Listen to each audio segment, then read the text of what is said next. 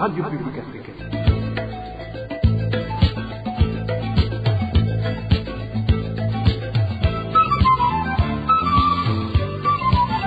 Radio Publique Africaine.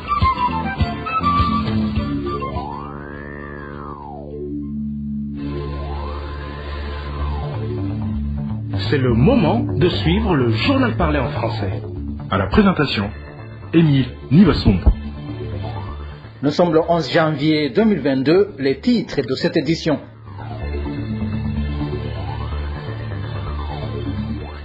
Baisse de récolte à Cibitoke suite à l'absence de pluies suffisantes l'année dernière. La population demande au gouvernement de trouver des solutions face au changement climatique. Et les propriétaires des maisons fixent des loyers comme ils veulent à n'importe quel moment. C'est ce que dénoncent certains locataires de la mairie de Bujumbura qui demandent au gouvernement d'intervenir. Et le MSD propose les négociations entre le gouvernement et l'opposition armée et non armée pour éviter une guerre généralisée. Ce parti politique se base sur les conflits armés qui opposent le pouvoir de Gitega aux rebelles du mouvement Red Tabara, que ce soit à l'intérieur et à l'extérieur du pays. Voilà pour le sommaire. Le développement, c'est dans quelques instants.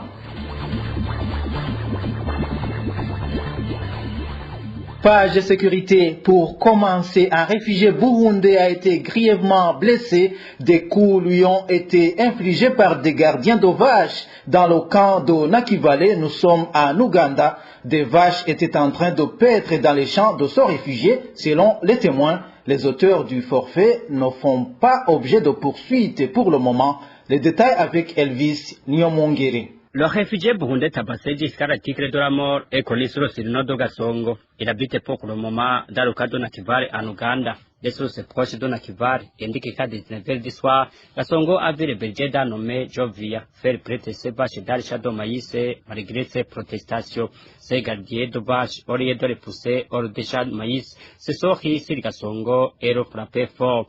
Gasongo s'est sorti d'hôpital et sérieusement blessé sur tout le corps et la tête.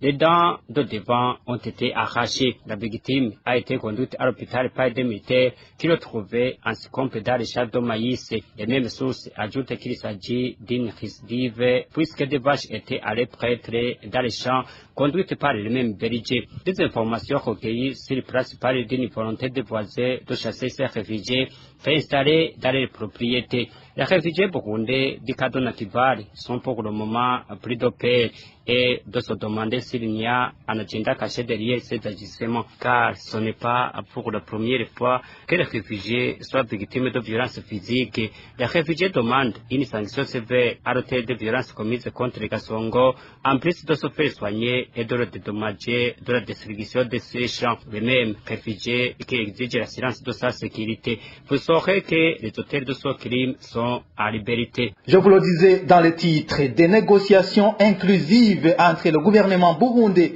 et l'opposition armée et non armée est le seul moyen d'éviter une guerre civile généralisée dans le pays.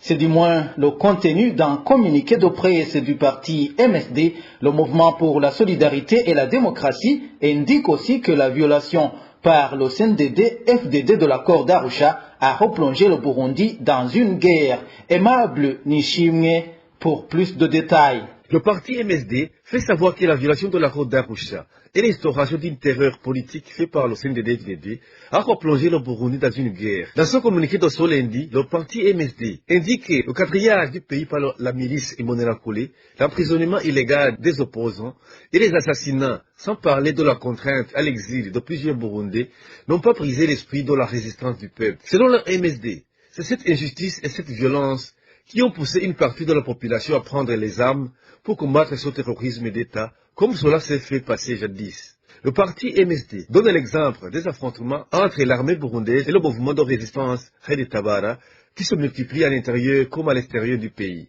Ce communiqué revient aussi sur les attaques d'Okayanze et Gatumba, qui selon lui ont causé d'énormes pertes dans les rangs de l'armée régulière. Ce parti trouve dommage que le CNDD-FDD ait choisi d'externaliser le conflit en entrant en RDC pour combattre le mouvement armé Red Tabara, ce qui aurait également causé d'énormes pertes côté FDNB, sans parler de beaucoup de blessés. Pour le MSD, cette décision n'a fait qu'entraîner l'insécurité dans la sous-région en plus de constituer une fuite en avant périlleuse. Suite à tout cela, le parti MSD appelle non seulement le CNDD-FDD à la raison, mais il estime aussi que ces problèmes seront résolus par les négociations inclusives de tous les belligérants. Le MSD rappelle dans son communiqué à la communauté internationale qu'il est le garant de l'accord d'Arusha.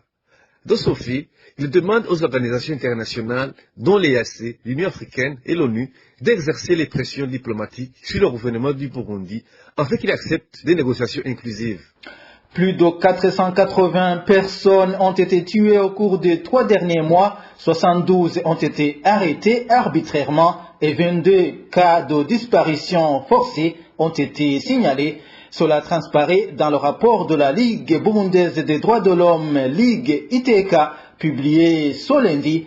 La Ligue ITK demande à la région et à la communauté internationale de s'impliquer pleinement pour la restauration d'un état de droit au Burundi. Suivez plutôt Célestin Ruribikiye, c'est le porte-parole adjoint au sein de la Ligue ITK. La Ligue burundaise des droits de l'homme ITK vient de publier son rapport trimestriel d'octobre à décembre 2021. Au cours de cette période, des violations des droits civils et politiques ont été enregistrées comme suit. Au moins 481 personnes tuées, dont 345 détenus qui sont morts suite à l'incendie qui a consumé la prison de Bitega. 66 cadavres retrouvés dans différents endroits et une victime d'exécution extrajudiciaire. 22 personnes enlevées et ou portées disparues. 29 victimes de violences sexuelles et basées sur le genre, 23 personnes torturées ainsi que 72 personnes arrêtées arbitrairement. Parmi ces victimes enregistrées figurent 20 femmes et 17 mineurs tués, 3 femmes et 1 mineur torturés ainsi que 8 femmes arrêtées arbitrairement. Les présumés auteurs de ces violations des droits civils et politiques sont en grande partie des membres de la milice Imbonerakure, des agents du service national de l'enseignement, des policiers, des militaires et des administratifs. La Ligue ITK recommande au gouvernement du Burundi de jouer pleinement son rôle de garantir les droits et les libertés publiques et de protéger la population sans distinction. Aux partenaires techniques et financiers, à l'EAC, à l'Union africaine et aux Nations unies, d'user de leur influence de s'impliquer pleinement pour contraindre le gouvernement burundais à restaurer un état de droit et démocratique, à la CPI, d'accélérer les enquêtes et de procéder aux inculpations qui s'imposent, à la population de rester solidaire et de ne pas céder aux sollicitations et enseignements divisionnistes ou toute sollicitation dans le sens de la violence, de dénoncer tout acte de nature à s'aimer ou à entretenir l'insécurité. Dans un instant, nous parlons de la communauté est-africaine. Le secrétaire général de la communauté est-africaine appelle la population de la sous-région à se faire vacciner en grand nombre contre la Covid-19. Dans une réunion avec le personnel des organes et institutions de l'EAC ce lundi, le secrétaire général a déclaré que la synergie entre les États membres et les autres parties prenantes était le meilleur moyen de contenir la propagation de ce virus mortel. Emmanuel Niungeko. Avoir une compréhension et une appréciation commune des risques et des défis liés à la COVID-19, telle est la recommandation du secrétaire général de la communauté est-africaine aux États membres pour contenir la pandémie. Peter Matuki a fait cette déclaration ce lundi dans son discours du Nouvel An au personnel des organes et institutions de l'EAC. Cité par le site internet de l'EAC, le secrétaire général invite les États membres de la communauté à se conformer aux mesures de prévention, de confinement et d'atténuation. Peter Matuki de regretter que l'EAC en tant que région ait perdu un certain nombre de dirigeants et de citoyens à la suite de la COVID-19. De même, Dr Matuki a encouragé les personnes vaccinées à continuer à recevoir les doses de rappel pour assurer une protection continue contre le virus. Selon le secrétaire général de l'EAC, la résistance au vaccin sape les efforts visant à relancer l'économie régionale après les dommages causés par le virus. En effet, la tendance mondiale est que les certificats de vaccination serait bientôt exigé pour les voyageurs et ceux qui souhaitent participer à des réunions et à des conférences, comme le souligne Dr Peter Matuki. Pour terminer, le secrétaire général de l'EAC a salué les efforts continus des États membres de l'EAC dans l'intégration de leur système à l'EAC Pass. Il s'agit d'un système numérique qui sera utilisé pour suivre les résultats négatifs des tests COVID-19 et les certificats de vaccination, facilitant ainsi les voyages et le commerce transfrontalier transfrontaliers dans la région. Toutefois, au Burundi, membres de la dite communauté reste jusqu'à présent le pays le moins attelé à la vaccination, avec moins de 5 personnes vaccinées pour 10 000, selon les chiffres donnés par le ministère de la Santé publique. Ils sont sommés de verser une contribution pour l'encouragement des enseignants volontaires dès la fin de ce mois de janvier. Les fonctionnaires et les commerçants de la commune Nhega en province Kirundo indiquent que la décision a été prise dans une réunion de samedi dernier entre les responsables communaux de l'enseignement et l'autorité communale. Les concernés trouvent que cette mesure est injuste. Eloge Kwizera nous en dit plus. Dans une réunion tenue ce samedi le 8 janvier 2022 par l'administrateur de la commune Nhega, Mbanza Bugabo Pierre Claver, en compagnie du directeur communal de l'éducation, une décision a été prise de mobiliser des fonds à la fin de ce mois auprès des fonctionnaires et des privés. Des fonds destinés à acheter du matériel scolaire et à payer les enseignants vacataires dans cette commune. Suivez cet habitat. Nous souffrons des conclusions d'une réunion tenue par la direction communale de l'enseignement et des autorités communales. La direction communale nous a mis devant le fait accompli. Elle exige le paiement de 25 000 francs burundais par les chefs de service et de 10 000 francs burundais par les fonctionnaires. Ces montants devront payer les dons scolaires et le salaire des bénévoles. Nous ignorons où trouver de telles sommes puisque 6 années viennent de passer sans augmentation de salaire.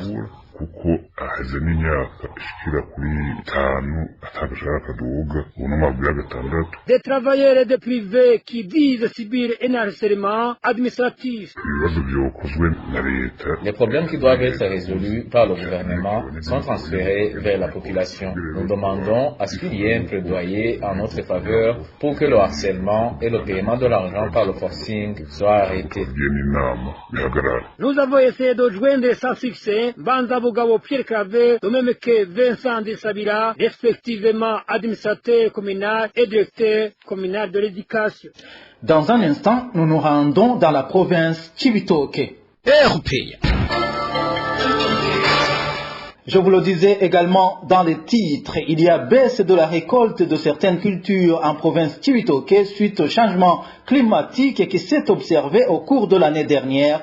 Certains habitants de la province d'indiquer que, par conséquent, il s'observe une pénurie de certains produits alimentaires sur le marché. Des détails avec Éloge Divin Remesha. Les faibles précipitations observées en province Chibitoke ont engendré une mauvaise récolte pour certains produits alimentaires. Cet habitant de Chibitoke dit qu'il pourrait croire qu'ils n'ont rien semé s'il tient compte des récoltes obtenues. Les cultures se sont asséchées par manque de pluie, qui entaille ici et là des lamentations des agriculteurs. La récolte des cultures comme le maïs, le haricot ou le manioc a été mauvaise. C'est vraiment catastrophique. Bientôt, la famine sera présente dans les ménages car les champs sont secs. Selon ces habitants, la conséquence qui en découle est la hausse des prix de certains produits alimentaires. Ces jours-ci, c'était la période de récolte de maïs et de haricots, ce qui n'est pas le cas actuellement. Si ne voit aucun agriculteur se rendre dans les champs pour récolter, car il ne peut rien y trouver. Les prix de ces produits alimentaires sont actuellement en hausse. Imaginez, même les gens qui vendent du maïs grillé au bord de la route ont fait grimper le prix. Un épi de maïs grillé qui se vendait soit à 100 ou à 200 francs se vend actuellement soit à 400 ou 500 francs. Le haricot dont le prix était à 700 francs est vendu à 1500 francs. Ces habitants de la province Chibitoke demandent aux autorités du pays de suivre de près cette problématique de carence de production agricole et de changement climatique. Quittons Chibitoke pour nous rendre dans la mairie de Bujumbura où certains locataires dénoncent la montée du loyer qui peut aller jusqu'à plus de 30% dans certaines périodes. Selon eux, les propriétaires des maisons augmentent le loyer quand ils veulent et sans les avertir à l'avance. Les détails avec Francine Mahoro. dans différents quartiers de la mairie de Bujumbura comme Nyakabiga, Musaga, Mutakura et ailleurs. Les locataires indiquent qu'augmenter le prix du loyer est devenu inhabitude pour les propriétaires. Société témoigne. Nous, les locataires des maisons à de Bujumbura, nous demandons secours, surtout à cause des propriétaires avec qui nous avons conclu des bails et qui habituellement qui reçoit à la hausse loyer à plus de 30% de ce que nous payons avant. Une maison qui était louée à 100 000 francs burundais, pour le moment, se retrouve à 150 000 francs burundais. Et là, on ne t'informe pas le pourquoi de cette hausse. Et quand tu oses demander quoi que ce soit, il te dit qu'il va porter plainte à la justice pour qu'elle lui aide à te chasser dehors. Le plus étonnant, selon ses habitants, c'est le comportement des propriétaires de les faire sortir de ces maisons en usant la force.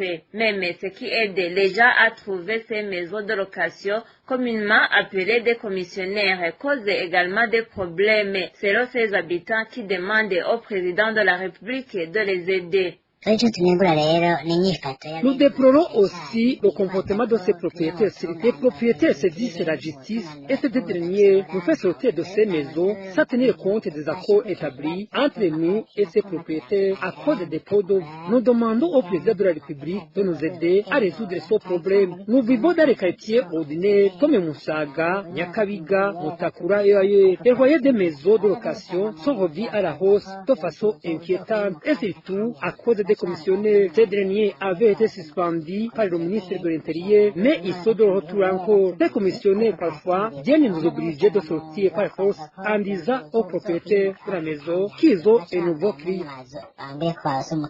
Nos sources font savoir que d'après les propriétaires de ces maisons de location, la hausse des prix du matériel de construction serait à l'origine du changement du loyer pour ces maisons de location. Pour clore ce journal, parlons de ce manque criant de sucre dans certains quartiers de la mairie de Bujumbura. Certains Burundais ayant des enfants se rabattent pour le moment au miel. Ils se demandent où se trouverait le nœud du problème. Les détails avec Dani Claire et la trouve. Le sucre dans certains quartiers de la mairie de Bujumbura, comme Nyakabiga, Bwiza et Rohero, est quasi inexistant. Selon les informations que nous détenons des habitants de la mairie, même le sucre vendu par détail n'existait plus. Le manque de sucre est devenu un grave problème à l'heure où nous sommes. Même le sucre venu en détail n'existe plus. Celui qu'on va en San Fabo, n'importe où tu vas, cherche un sucre, on te dit qu'il n'y en a pas. Il y a un Grandais qui fournit le sucre dans tout Nyakabiga, mais lui aussi n'en a pas. Les habitants de ces quartiers indiquent qu'ils ne savent rien du nez du problème, aussi longtemps que même le gouvernement n'en dit rien. Personne ne sait pas où se trouve le problème, même le gouvernement ne dit rien à propos. Il est dans le silence total. Du côté de la Susumo, on affirme que la production a d'ailleurs augmenté. À cause de cette carence de sucre, les parents optent pour l'utilisation du miel à la place du sucre pour le thé des enfants. De plus, les habitants de la mairie indiquaient c'est étonnant que le sucre manque alors que la société Susumo affirme qu'elle produit la quantité suffisante. Voilà, c'est par ici que nous mettons un point final au journal du 11 janvier 2022. Merci à vous tous qui nous avez suivis. À la présentation, c'était Émile Nibasumba. Au revoir.